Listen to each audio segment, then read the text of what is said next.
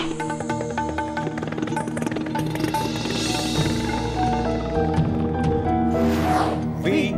the people of India, having solemnly resolved to constitute India into a sovereign, socialist, secular, democratic republic, and to secure to all its citizens. শুরু করলাম আজকের চতুর্থ স্তম্ভ। আমি সুচন্দ্রিমা, নমস্কার। GOP, grand old party, 1854-তে আমেরিকায় Republican party তৈরি হয়েছিল। নির্বাচনী প্রতীক চিহ্ন হাতি। মাত্র 6 বছরের মধ্যেই রিপাবলিকান দল পেল তাদের প্রথম নির্বাচিত রাষ্ট্রপতি আব্রাহাম লিঙ্কন। আর রিপাবলিকান পার্টি তৈরির মাত্র 31 বছরের মধ্যেই আমাদের দেশে 1885-তে তৈরি হলো জাতীয় কংগ্রেস। অ্যালান অক্টাভিয়ান হিউম, দাদাভাই নরজি ইত্যাদিদের নেতৃত্বে স্বাধীনতার লড়াই লড়েছে এই দল। স্বাধীনতার পরে 47-এ জাতীয় কংগ্রেসের নেতা নেহেরু হলেন দেশের প্রথম প্রধানমন্ত্রী। দলের প্রতীক চিহ্ন রিপাবলিকান পার্টির মতো একই থেকে যায়নি। জোড়া বলদ থেকে গাই বাছুর, সেখান থেকে হাত, হ্যাঁ হাতি নয়, হাত। আমাদের দেশের গ্র্যান্ড ওল্ড পার্টি বহুবার ভেঙেছে, বহুবার তার অর্থনৈতিক দৃষ্টিভঙ্গি পাল্টেছে, নেতা বদলেছে, দৃষ্টিভঙ্গি বদলেছে, কোর ভোটার বেস মানে যারা কংগ্রেসকে ভোট দেয় সেই ভোটার বেস বদলে গেছে। 1885-র ভারতের জাতীয় কংগ্রেস আজ দেশের গ্র্যান্ড ওল্ড পার্টি। অনেক কিছু বদলালেও এই দল এখনো জাতীয়তাবাদী। এ দল এখনো ধর্মনিরপেক্ষতাতে বিশ্বাসী, ন্যাশনালিস্ট অ্যান্ড সেকুলার। জাতীয়তাবাদী গণতান্ত্রিক এক দলকে গান্ধীজি গ্রাম স্বরাজের পাঠ দিয়েছিলেন, স্বনির্ভর গ্রামীণ অর্থনীতির শিক্ষা দিয়েছিলেন। গ্রামেই আছে ভারতের বিকাশের চাবিকাঠি বুঝিয়েছিলেন। কিন্তু দেশ স্বাধীন হবার পরেই জাতীয় কংগ্রেসের দিশা বদলে দিলেন নেহেরু, দেশের প্রথম প্রধানমন্ত্রী Jawaharlal Nehru. Grand old party তখন সমাজতান্ত্রিক ধাঁচের সমাজের সোশ্যালিস্টিক প্যাটার্ন অফ সোসাইটির স্বপ্ন দেখছে। কেবল স্বপ্ন নয়, সোভিয়েত ধাঁচের পঞ্চবার্ষিকী পরিকল্পনা, ভারী শিল্প, বিদ্যুৎ, ফার্স্ট জেনারেশন কম্পিউটার, আরো কত কি না। গ্রাম স্বরাজ নয়, সে গান্ধী বুড়ো তার আগেই চিতায় বিলীন। কারেন্সি নোটেই তেনার অস্তিত্ব। প্রথম দিন থেকেই নেহেরু চিহ্নিত করেছিলেন হিন্দু মহাসভা, জনসংঘ, আরএসএসকে। তাঁর লেখায় বারবার বলেছিলেন দেশের গণতন্ত্র, ধর্মনিরপেক্ষতা বিপন্ন হতে পারে এদের হাতে। এদেশের কমিউনিস্টদের তিনি হামবাগ মনে করতেন, জনবিচ্ছিন্ন মনে করতেন। কমিউনিস্টদের সঙ্গে তাঁর সম্পর্ক ছিল অম্লমধুর। কিছু নেতার সঙ্গে দারুণ সম্পর্ক, কোনো নেতার সম্পর্কে তিক্ত ধারণা। কিন্তু হিন্দু মহাসভা, আরএসএস বা জনসংঘ নিয়ে তার কোনো ধোঁয়াশা ছিল না। তাদের এক কমিউনাল গোঁড়া হিন্দুত্ববাদী দর্শন যে দেশের সামনে এক বিরাট বিপদ, তা নিয়ে তার অন্তত কোনো সন্দেহ ছিল না। গান্ধী হত্যার পরেই তিনি এই শক্তিকে সমূলে নাশ করতে পারতেন, তা করেননি। পাশ্চাত্যের গণতান্ত্রিক ধ্যান ধারণা তাঁর রাজনীতির মূল চালিকা শক্তি ছিল, সেটাই ছিল তার কারণ। আর তাই আরএসএস বা হিন্দু মহাসভা ব্যান করেও তুলে নিয়েছিলেন। ওদিকে সেই প্রথম থেকেই আরএসএস বা জনসংঘ কিন্তু তাদের শত্রু চিনতে ভুল করেনি। কংগ্রেস মুক্ত ভারত ছিল তাদের স্বপ্ন, কিন্তু তাদের স্বপ্ন তাদের নিজেদের জোরে সাকার করার সামর্থ্য তাদের ছিল না। তারা সময় আর সুযোগের জন্য বসেছিল। ইন্দিরা গান্ধী ক্ষমতায় এসেই এই বিপদকে বুঝতে পেরেছিলেন। কংগ্রেসের মধ্যের হিন্দুত্ববাদী শক্তি আর বাইরের শক্তির অস্তিত্ব টের পেয়েছিলেন, কিন্তু তিনি বাবার কাছ থেকে গণতন্ত্রের পাঠ নেননি। বেসামাল হয়েই জরুরি অবস্থা চাপিয়ে দিলেন দেশের ওপর। আরএসএস, জনসংঘ এই সুযোগের জন্যই বসেছিল। সোশ্যালিস্ট, লোহিয়াইটস, রিজিনাল পার্টি তো বটেই, এমনকি কমিউনিস্টরাও এক অর্থে ওই সাম্প্রদায়িক শক্তিকে প্রাসঙ্গিক করে তুলল। বালা সাহেব, দেওরাস থেকে আডবাণী, বাজপেয়ী সামনের সারিতে চলে এলেন, পাশে মোরারজি দেসাই, লোহিয়ার শিষ্য মুলায়ম, লালু, নীতিশ, সমাজতন্ত্রী জর্জ ফার্নান্ডেজের সঙ্গে জরুরি অবস্থার বিরুদ্ধে ঐক্যবদ্ধ লড়াই। এই লড়াই তাদেরকে ভারতের সংসদীয় রাজনীতিতে জায়গা দিল, পরিচিতি দিল। এটা বিরতির পর ফিরছি, সঙ্গে থাকুন। জরুরি অবস্থার পরেও কংগ্রেসের ফিরে আসা, ইন্দিরা গান্ধী হত্যা, আবার তাদেরকে কিছুটা পিছু হটানোর মুখেই বোফোর্স, আবার কমিউনিস্ট, সোশ্যালিস্ট আর রিজিওনাল পার্টির সঙ্গে। ততদিনে আরএসএস এর পলিটিক্যাল উইং, বিজেপির জোট, সরকার তৈরি। শেষ চেষ্টা আবার হলো, গ্র্যান্ড ওল্ড পার্টির সরকার আবার এলো। এবার নরসিমহা রাও, পুরনো অর্থনৈতিক আদর্শ ইত্যাদি ঝেড়ে ফেলা শুরু হয়েছিল রাজীব গান্ধীর সময়। এবার কংগ্রেসের যাবতীয় সমাজতান্ত্রিক ধ্যান ধারণার কাঁথায় আগুন দিয়ে উদার অর্থনীতি, খোলা বাজার এসে গেল। কংগ্রেস তার আদর্শ থেকে সরছে। অন্যদিকে আরএসএস, বিজেপি তাদের হিন্দুত্বের তাস এবারে খুল্লাম খুল্লা সামনে আনলো। রাম মন্দির, রথযাত্রা আর বাবরি মসজিদ ভাঙা দিয়ে এই প্রথম বৃত্ত তৈরি হলো। দ্বিতীয় বৃত্ত গোধরা পরবর্তী গুজরাটের দাঙ্গা আর হিন্দু হৃদয় সম্রাট নরেন্দ্র মোদীর উঠে আসা। দুটো প্রধান কর্মসূচি, প্রথম হলো হিন্দু রাষ্ট্র, দ্বিতীয় কংগ্রেস মুক্ত ভারত। প্রথম দিন থেকেই আরএসএস বুঝেছিল তাদের ক্ষমতায় আসতে হলে মূল লড়াইটা লড়তে হবে কংগ্রেসের সঙ্গে। তারা বিরোধীদের দিয়েই, সমাজতন্ত্রীদের দিয়েই, কমিউনিস্টদের দিয়ে সেই কংগ্রেসকে ক্ষমতা থেকে সরিয়েছে।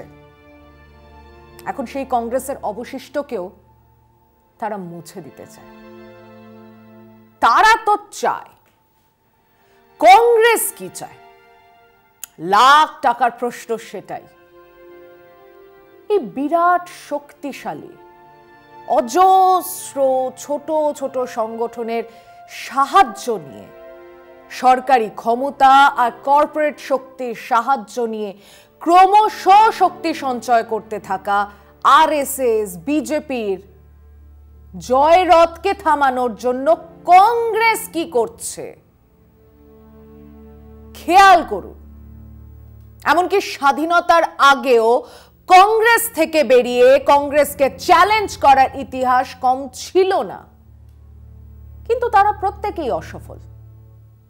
সুভাষচন্দ্র বসু কিছুটা সফল, আরো সফল হতে পারতেন, কিন্তু তিনি চলে গেলেন দেশের বাইরে।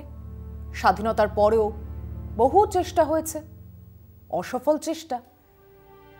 কিন্তু গত 20-25 বছরে দেশে অন্তত 3টে রাজনৈতিক দল তৈরি হয়ে গেল, যাদের শেকড় ছিল কংগ্রেসে, তৃণমূল, এনসিপি, ওয়াইএসআর কংগ্রেস।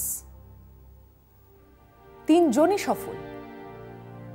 মমতা বন্দ্যোপাধ্যায় তো রাজ্যে কংগ্রেসকে অপ্রাসঙ্গিক করে দিয়েছেন। জগন রেড্ডির আন্ধ্রে কংগ্রেস 3 নম্বরে, মহারাষ্ট্রের শরদ পাওয়ারের হাত ধরে কংগ্রেস 3 নম্বর ভাই, উত্তরপ্রদেশে 4 নম্বরে, বিহারে 4 নম্বরে, উড়িষ্যাতে 3 নম্বরে, কর্ণাটকে 3 নম্বরে, তামিলনাড়ুতে 3 নম্বরে, তেলেঙ্গানায় 3 নম্বরে, কাশ্মীরে 4 নম্বরে, ত্রিপুরাতে 2 থেকে আপাতত 3-এ, মেঘালয়ও তাই, দিল্লি দেশের রাজধানীতে কংগ্রেস নেই বললেই ভালো হয়। বিজেপির সঙ্গে কংগ্রেসের সরাসরি লড়াই হয়েছে। 192টা আসন বিজেপির হাতে গেছে, মানে বিজেপির স্ট্রাইক রেট 92, আর অন্যান্য দলের সামনে বিজেপির স্ট্রাইক রেট 70। এটা কিছুদিন আগের ছবি, 2019-এ 190টা আসনে বিজেপি কংগ্রেসের সরাসরি লড়াই হয়েছিল। 15টা আসন জিতেছিল কংগ্রেস, 175টা বিজেপি। 1999-এ কংগ্রেস জিতেছিল 114টা আসনে, 2019-এ 52 জন সাংসদ। মানে 1999-এ কংগ্রেসের ভোট ছিল 28%, 2019-এ 20%। কংগ্রেস থেকে সুস্মিতা দেব, কীর্তি আজাদ, লুইজিনো ফেলেরিও, মুকুল সাংমারা চলে আসছেন তৃণমূলে। জ্যোতিরাদিত্য সিন্ধিয়া, জিতেন প্রসাদের মতো তরুণ নেতারা চলে গেছেন বিজেপিতে। হিসেব বলছে 2014 থেকে 2019-এর ভেতরে 177 জন এমপি বা এমএলএ কংগ্রেস ছেড়ে অন্য দলে গেছে, তার সিংহভাগই গেছেন বিজেপিতে। মানে কংগ্রেস ছেড়ে যারা গেছেন তাদের মধ্যে সবচেয়ে বড় অংশ বিজেপিতে জায়গা পেয়েছেন। অর্থাৎ কংগ্রেস ভাঙছে, তাতে সবচেয়ে বেশি লাভবান বিজেপি। এবং অন্তত বোকা হলেও যে কেউ বুঝতে পারবে যে অন্যান্য দল যদি কংগ্রেসের সঙ্গেই জোটে থাকতো, তাহলে যারা কংগ্রেস ছেড়ে তৃণমূলে, সিপিএম বা বিএসপিতে, সমাজবাদী পার্টিতে গেলেন, তারা যেতেন বিজেপিতে। কাজে কংগ্রেসের ভাঙনের প্রক্রিয়ার জন্য কংগ্রেসের অভ্যন্তরীণ সমস্যাই দায়ী। বাইরের শক্তি কেবল তাকে ত্বরান্বিত করেছে মাত্র। এই আলোচনায় ফিরছি আরো একটা বিরতির পর। তাকিয়ে দেখুন G23 এর দিকে। মাত্র গতকাল গোলাম নবী আজাদ বলেছেন, রাহুল প্রিয়াঙ্কার দলের প্রবীণদের কথা শোনার সময় নেই, ধৈর্যও নেই। 2019-এর পর থেকে দলের নির্বাচিত সভাপতি নেই, কাজ চালাচ্ছেন সোনিয়া গান্ধী, তিনি অসুস্থ। কংগ্রেস নেতারা বাড়িতে বসে টুইট করছেন। লখিমপুর খেরি ছাড়া অন্য কোথাও তাদের মাঠে দেখা যাচ্ছে না। এসব বাস্তব। আবার এটাও বাস্তব যে কংগ্রেসের কাছে সলিড 20% ভোট আছে, অনেক কম, বিজেপির অর্ধেক। কিন্তু একমাত্র কংগ্রেসের কাছেই সেই 20% ভোট আছে। অন্যদের বাড়ছে, কিন্তু কত? তৃণমূলের 4%, বিএসপির 4%, এসপির 3%, সিপিএম সিপিআই এর 2%, শিবসেনা টিডিপির 2% করে, এনসিপির 1%, আপের 0.4%। তাহলে কংগ্রেস কমবে? হ্যাঁ, আরো কমবে, কিন্তু কত? বাকিরা বাড়বে? বাড়বে, কিন্তু কত? এইখানে এসেই বিজেপির চওড়া হাসি, বিজেপির ইচ্ছা পূরণ। এইখানে এসেই আমাদের দেশের রাজনীতি এক বাঁকের মুখে দাঁড়িয়ে। কংগ্রেস কি করবে? তাদের প্রবীণ নেতারা কি করবে? অন্যান্য দল কি করবে? তৃণমূল কি করবে? মনে পড়েই যাবে সেই বৃদ্ধ মৃত্যু পথযাত্রী কৃষক পিতার কথা, যিনি তার 4 ছেলেকে ডেকে একটা করে কাঠি ভাঙতে বলেছিলেন, তারপরে 1 বান্ডিল কাঠি ভাঙতে বলা। গল্পের মরাল, ঐক্যবদ্ধ হলে প্রবল শক্তিশালীকেও হারানো যায়। সবাই পড়েছেন, কিন্তু কজন মনে রেখেছেন? আত্মস্থ কতজন করেছেন? আরএসএস বিজেপি কিন্তু পড়েছে, আত্মস্থও করেছে, আর তাই তারা কংগ্রেসকে একলা দেখতে চায়। প্রত্যেকটা বিরোধী দলকে একলা দেখতে চায়, ঐক্যবদ্ধ নয়। ওদিকে মানুষ কিন্তু ঐক্যবদ্ধ। বিরাট চাপের সামনেও তারা মাথা নোয়ায়নি, নোয়াবেনও না। অযুত মানুষের মিছিল, সমাবেশ আর আন্দোলন তো সেই কথাই বলছে। বিরোধী মানুষ জানেন তাদের কি করতে হবে, বিরোধী দলের নেতারা কি সেটা জানেন? আজ এ পর্যন্তই। ভালো থাকবেন, সুস্থ থাকবেন। শুভরাত্রি।